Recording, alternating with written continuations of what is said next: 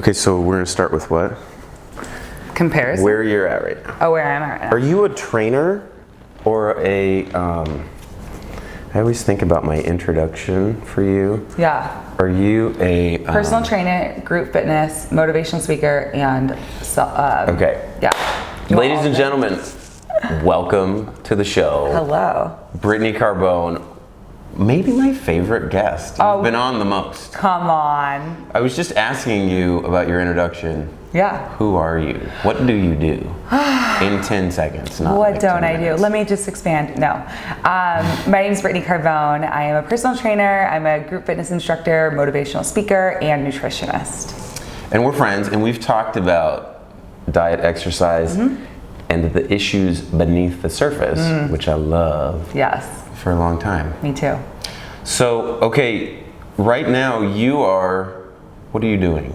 You're cutting, you're essentially bodybuilding. Yeah, so my current physical goals type of thing, or what am I currently doing with my body? Where are you at? Okay, well I'm in San Juan, or I'm in Venice. Not what I meant. No, currently, so I just finished a bulk cycle. So a bulk cycle is essentially where I intentionally lift heavier, eat more than my metabolic resting rate. How much more?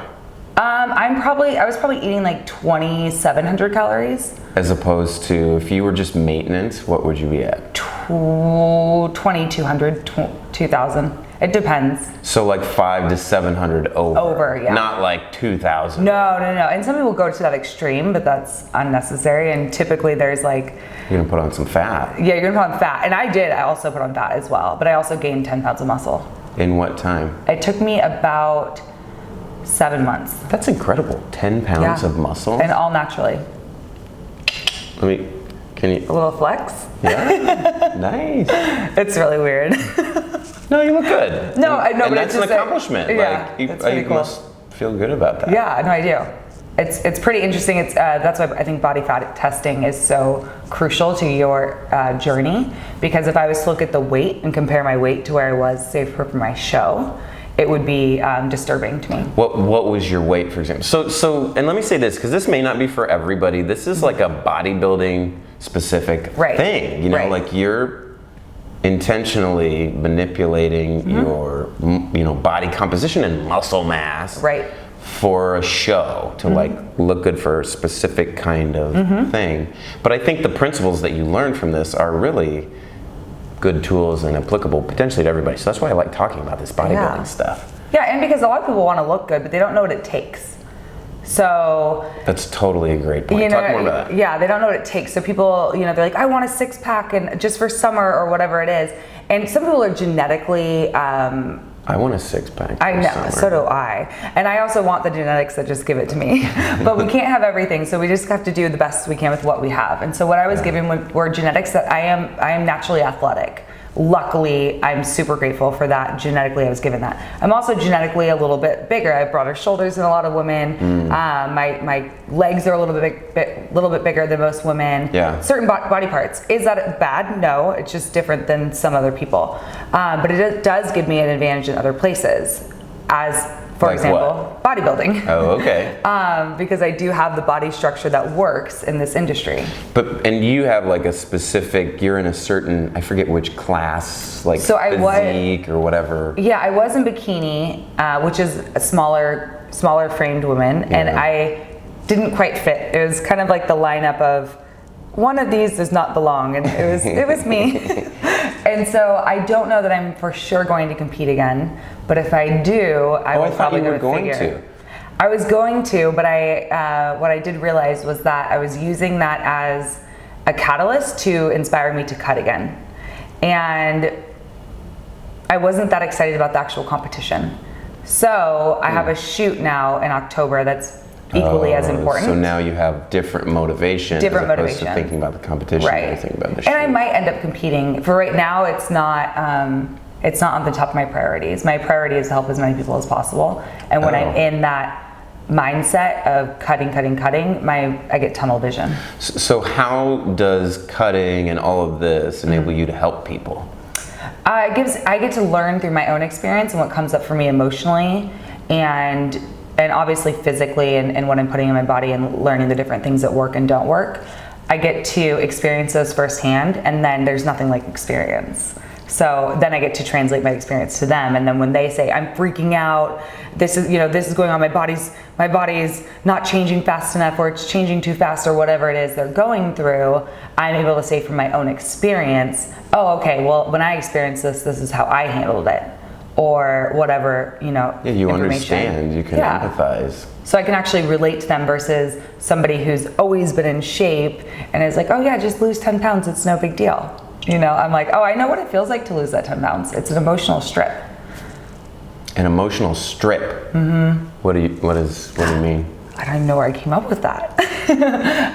It's almost as though... It's an interesting idea. It starts here and it might go viral. Right. So for me, every pound is an emotional let go. I let go. Every 5 pounds, I would say. It's like an emotional... It's almost like you're seeing me. I'm uncovering myself. So like a revealing. It's a reveal, yeah. Huh. And it's almost as though like that's my protective layer. Keeps you far enough. But when there's nothing there, we're really connected. That's interesting. In a way that is not the same when you have that extra 5 pounds. Yeah, it's different for some reason. For me, my weight has always been very emotional. So it is an emotional attachment.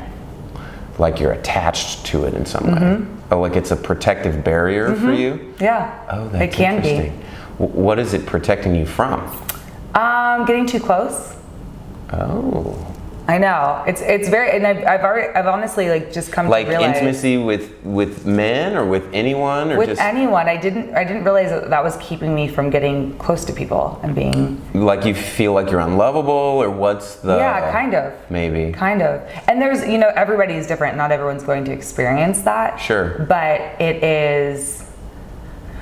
Yeah, for a lot of people, it's a reality, but they may not know that that's the reality. They may not know that that is what is going on. Wow. That's kind of crazy. I want to think about that for a minute. So that's the process. Yeah, it can be part of the process. And it's not for everyone. Again, a lot of people just lose weight and it's no big deal. A lot of people lose weight and they have an emotional shift. Yeah, there's emotions tied to it. For me, there was definitely. So on this same kind of topic, I want to talk about self-love for a minute. I like that. I know, and I love self-love. I'm thinking about men that I've worked with who have been successfully lost weight. Right. They look better, they feel a little better, but even I've heard more than one say to me, I hate myself. Like when I look in the mirror, even though I look better, I still hate myself. Right. So it's like the real issue isn't obesity and diabetes and high blood pressure. It's even deeper than food and exercise. That's just kind of like a behavior thing. Yeah. Well, and I think gets into self-love, like that's the real issue. And it is. And the thing is, or the thing I do with my clients is that I have them start to get grounded in loving themselves right now in this moment. What does that mean? How do you do that? I'm going to start positive self-talk, and I'm going to look at myself. I have them do this exercise where they strip down completely naked and they stand in front of their mirror by themselves, obviously. And they say, I love you and I love you right now. And continuously, because that's how I honestly started my journey. It was, I love you and I love you right now. I love all of you. Just with words. Just with words. I mean, I don't know, you probably didn't feel that. In the beginning, I didn't, and I started to feel it. Just in that practice Just that practice. You to do that. And the more that I said it, and the more that I started taking positive action towards my goal of losing the weight, the more self-love happened, the more self-care I practiced. Those things went together. They went together. Like, okay, I'm going to try to love myself, and by eating better and exercising, like those went together. Because many people will go straight to, if I talk to myself like, you suck, you're not good enough, why are you so fat, why are all these things, and it's like a very self-hating language, then they in turn start to binge eat. Because they feel emotionally stressed. They feel bad, and they want to feel better. They want to feel better. And so it's the hand to mouth. And when you take away the self-hatred and you say, you know what, I'm just going to be okay with where I am right now. That does not mean I'm going to stay here or that I have any desire to stay here. Because I think there's a little bit lost in translation of self-love does not mean I don't want to change. Complacency. Yeah, that's not what it means. But it's an interesting distinction like between self-love and complacency. And self-love for me means I've actively practiced self-care, and what self-care looks like is taking care of my food, not eating sugar and white flour, that doesn't work for me, making sure that I'm showing up to my workouts, properly hydrating, making sure I'm stretching, I'm meditating. These are the self-care actions that help my relationship with myself and builds trust with myself, because for so many years I continuously failed myself over and over and over. Wow. Diet starts Monday, fail. This starts Monday, fail. Wow. You know, so I'm continuously letting myself down, and now I continuously show up for myself. So typically on any given day, I love myself no matter what my body looks like. Doesn't mean that I don't have insecurities at times, but it does mean that my relationship with myself is infinitely better. You start there with self-love, not with self-hate. Something that I thought about when you were talking about your mirror thing, I do this with my daughter. We stand in front of the mirror and I say, okay, tell me something you like about yourself, you know, about the way you look physically. So, because what I notice, and when I stand in front of the mirror, like I'll look at it and I can see all these imperfections. Like that's my job as an ER doctor, is to find the things that aren't quite right and to investigate them, make sure that they're not something serious that's going to kill somebody. But it's miserable if you do that to yourself. So you have to like retrain. You have to stand in front of the mirror and go, okay, one thing that I like about the way that I look. And sometimes it's hard. But so I sit there with my daughter right here and I say, what do you like? And I'll say, I like this. I like your eyes. I like your hair. I like your smile. I like your whatever. Just to try to reinforce the positive. Whatever you're looking for, you'll find. If you're looking for the negative, you can find it. We're all human, right? 100%. Nobody's perfect and we all have our whatever. But the same thing is also true, the opposite of that. If you're looking for the positive, if you're smelling the roses, if you're looking out, you know, for things that inspire you, whatever, you're gonna find that and attract that, kind of this law of attraction thing. Right. So I really like that beginning of it's intense, looking at yourself naked in the mirrar. I don't do the naked thing with my daughter. She has her clothes on. That's good. That'd be weird.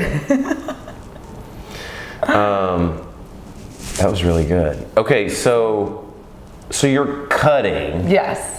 What does cutting mean? So you talked about bulking, where you eat, like for you, 500 more calories, probably in the form of carbs. Yep. Yeah. In order to maximize putting on muscle, and you put on like 10 pounds in 7 months, and you know you're going to put on some fat in the process. Right. That's okay. It's uncomfortable, but it's okay. Talk to me about that. You smiled. You like that uncomfortable? No, it's uncomfortable. It's, you know, in bodybuilding, you go to an extreme of being very small. So like for a stage, I was like 12% body fat or whatever, which for women is very low. And I felt really good. It's incredibly low. It's incredibly low. And also, along with the incredibly low body fat, you get an incredible amount of compliments. So you get this ego-filled. You're so great. You look amazing. Your it probably feels good. Yeah. It feels good. So all of a sudden, your self-love that you had on your own starts to become fed by other people, and then it becomes dependent on the other people that are validating how amazing you look. And so then you like, if you're not careful and you're not connected to yourself enough, which for a moment I wasn't, I started panicking when the abs started slowly disappearing. And all of a sudden, that self-worth that I had, that I had worked so hard to get, started to slip away, because it is a daily process. There are days where I wake up and I go, oh, why isn't this way or that way? And then I have to get grounded, connect with myself and say, you're okay in this moment. I love you just as you are. Listen to that, and then you kind of block it out and get back to this. Right. And go, oh, that's a cute thought. I do this sometimes. I'm like, that's good. Like, let's just give That's how you get rid of it. No, thank you. Is that like a sound? Is it an auditory thing that you're doing? No, it's just like a physical, like, I'm just letting it go. Like, get that out of here. But like the thought, do you hear it? Oh yeah, I hear it. And this is you. And I'm like, that is so interesting. I'll laugh at myself, because I'm like, oh, I'm so human. I'm just having a human reaction. It's really interesting how you do that. Yeah. You push it away, and then so you push away the auditory, and then you replace it with an auditory, a more healthy thing. Because the truth is, what's here doesn't matter. This really doesn't matter. My body doesn't matter. I know it appears as though it does, but it is how I feel about my body that matters. I would say it's more important, but it matters. It matters. Well, maybe not as much. But for my reality and my truth is that I could be the smallest I've ever been and hate myself. I could be the biggest I've ever been and love myself. How I am going to occur to the world and how I show up in the world is dependent solely on how I appear or how I feel about myself in that moment. Because if I'm shut off and I don't love myself, people can feel that. Even when I'm like, oh, I'm a little bit bigger than I normally am or whatever it is, and I feel confident, people are attracted to me because I'm confident. Does that make sense? This might be a little weird. No, it makes total sense. You're saying what's more important to you is how you feel on the inside, moment to moment, and less so what you look like and appear on the outside. Because you can look great, be 12% body fat, and hate yourself on the inside, or be distracted with what others see you as and start to kind of get. So it sounds like what you're saying is you got a little bit attached to. Oh yeah. And then. Sure, I'm sure that felt good. Of course Who wouldn't it felt want good. people coming up to them being like, you look amazing? Yeah. Maybe not in that kind of creepy. It totally gets really validating. I bet that is addictive. It is. But but the same process, you were able to kind of come back and ground yourself on your inner life. And I feel there. In touch with that. I feel there now. And there are moments where I, as you saw, like I had moments of, am I too big? Am I this? Am I that? Because I have deep-seated fears of being too muscular and too, whatever it is. What if you're too muscular? Then what? Then nothing. It doesn't mean anything. No. But I mean, what's the fear? The fear is that I'm gonna seem manly. And so what if you seem manly? Then what? So then I'm unattractive. You're unattractive. And if you're unattractive, then I don't have any worth.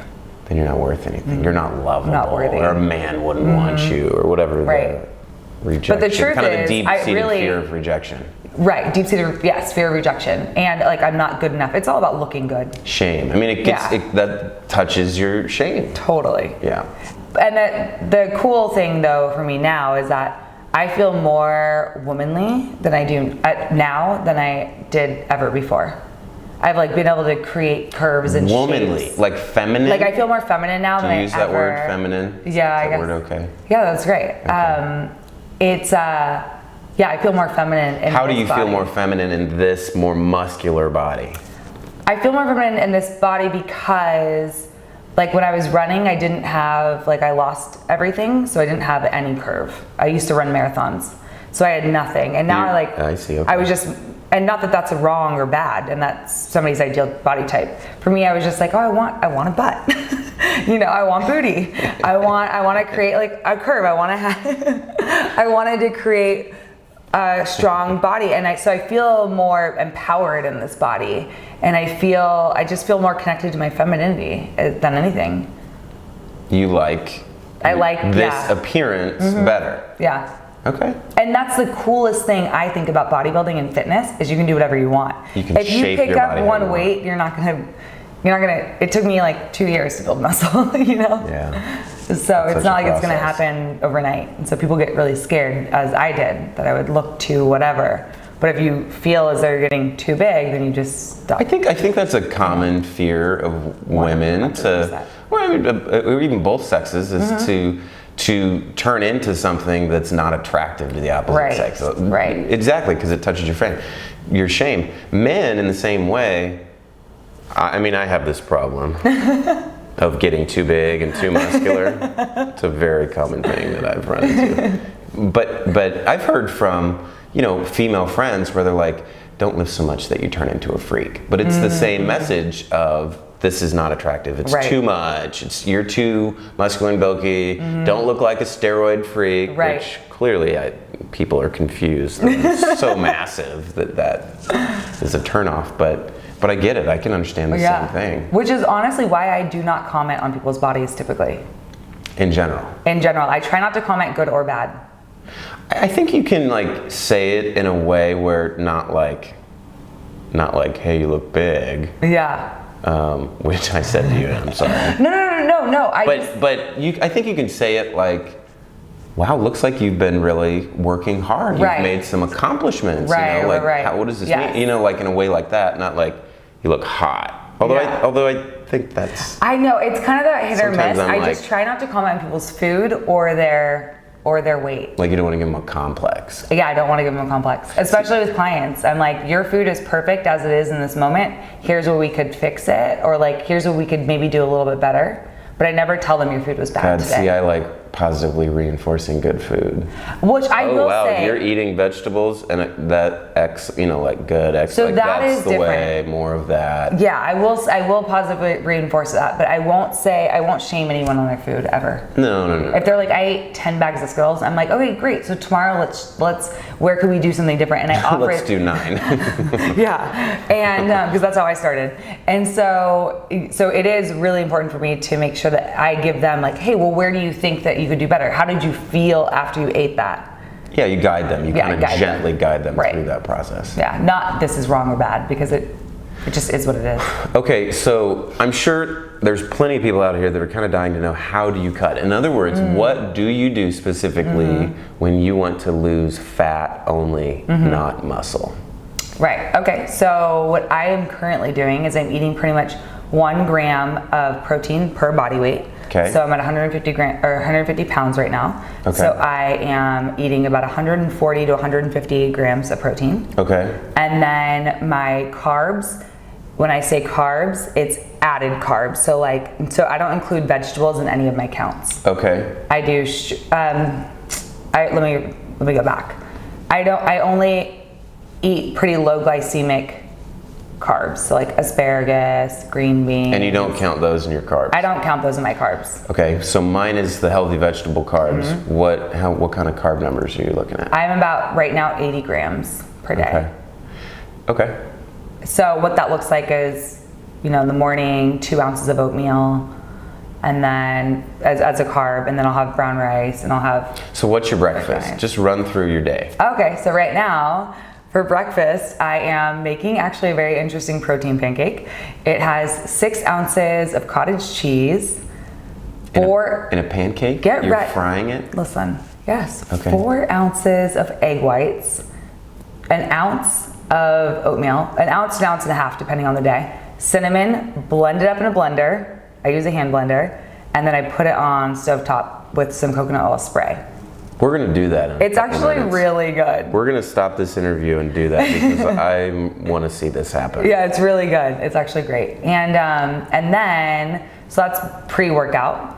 And then sometimes it depends. I'll add a little bit of MCT oil to my coffee. What oil? MCT. What's that? It's like coconut oil, kind of. MCT? Or MCT. No, it's MCT. You're getting the doctor eyebrow. What is that crap? What is that? It's what they put in bulletproof coffee. Okay. Supposedly it helps with, I say supposedly with all of these health claims. Supposedly it helps you with brain function, higher energy. It does actually seem to help me. Are you selling this stuff? I'm not selling it. Okay. You can get it anywhere. I get mine at Whole Foods. You can get it anywhere. You can get it anywhere, but if you want my code, on BritneyCarbone.com.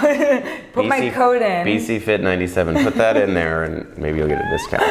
Yes. Okay, so that you eat that and then what? And then I go to work out. Yeah. Typically, this is how I try to do it. And then I come home, and it depends if I'm crushed for time. If I'm crushed for time, I'll throw some berries, a little bit of oatmeal, and protein powder, blend that up. Little shake. Out the door. That's a post shake. Yeah, post shake. Okay. If I have time, I'll have either chicken, turkey burger, chicken burger, shrimp, or tuna. Okay. So all these last meals, protein. Yeah, lean protein with a carb because it's post workout. That's where I have the majority of my carbs is post workout. Okay. So I'll brown have rice or brown whatever. rice. Yeah. So usually brown rice or an Ezekiel tortilla. Ezekiel tortilla. Have you ever? Who is Ezekiel? It's like pretty good. It's sprouted bread. Okay. It's actually pretty good. It doesn't hurt me like regular bread does. Bread hurts you? Yeah, it doesn't feel. I feel sluggish after. You look like it looked like bread. Yeah, bread just makes me feel like tired. So I pay attention a lot to how I feel after my food. Okay. If I feel energized, then that food agrees with me. That's great. Agrees with me. If it doesn't, then I'm not going to have God, that. what a line! Bread hurts me. Stop hanging out with bread. And then the next meal, I'll have protein and a little bit less carbs, I've added no fat to these, by the way. There's no added fat. Why? When you're cutting, I thought you're not a ketogenic person. I'm not doing keto, no. Okay. Until the last 2 meals, I do high protein, high fat or medium fat. You add a little more. Okay, so tell me the last couple meals. So the last couple meals, same thing, lean protein, a ton of chicken, veggies. fish, yep, and then like veggies, avocado or olive oil. And then a little bit of fat in there. Do you like shoot the olive oil? No, I'll either cook with it or I will, usually I use, honestly, avocado, but prices are crazy right now. Yeah. And so, especially because I only organic food, so yeah. I know how you feel about organic food, but it's not that big of a deal. It's not worth your money. Sorry, but it's not. I know. I think it is. I'll say it again. I know. Yeah, it's okay. We can disagree. So you're not a ketogenic person. No, I actually tried keto. Yeah. It just didn't work out for me. You didn't like it? No, my body doesn't agree. Meaning? I tried to do it and I was cutting, I was in a deficit of calories and I gained weight. Interesting. And there was like no mathematical reason I should have gained weight. I gained like 5 pounds. So it was not effective. It was not effective for me. I have so many people that swear by it and it works really well for them. Yeah, so it really, this is part of the whole listen to your body. Your body is so unique to you and people can give you a plan and guidelines, but you have got to build that relationship with yourself so that you can understand how you feel, because that is what it matters. Your experience of life. So good. No, but it's true. Your experience of life is just that. It's your experience of life. So if it's not working for you, that's going to play out in your whole experience, and it's just. This is my medical opinion. Okay. Totally. Totally. I think we have to wrap up. You have to leave. No. That was nice. I'm glad you had a good time. I had a great time. Yeah, I always love talking to you. Yeah. This was really good. Yeah. Okay, so wait a minute. So let me finish the cut thing. So how many total calories in a day are you doing when you cut? Right now, anywhere from 16 to 1800. And what is that about? What your daily calorie resting? My metabolic resting rate is my metabolic resting rate is about 1600. Okay, so you shoot for about that, and then how much cardio and lifting are you doing? Right now, I'm lifting 5 days a week. Yeah. I'm doing cardio for like an hour or something. Yes. 45 minutes. An hour, pretty much. All my workouts, except my leg day can get a little working on that booty. So I throw a little extra in on leg day. If we need to bring cameras to leg day, I am ready. The whole setup here is ready to go. Perfect. Let's do it. And so so I do that, and then the 3 days a week.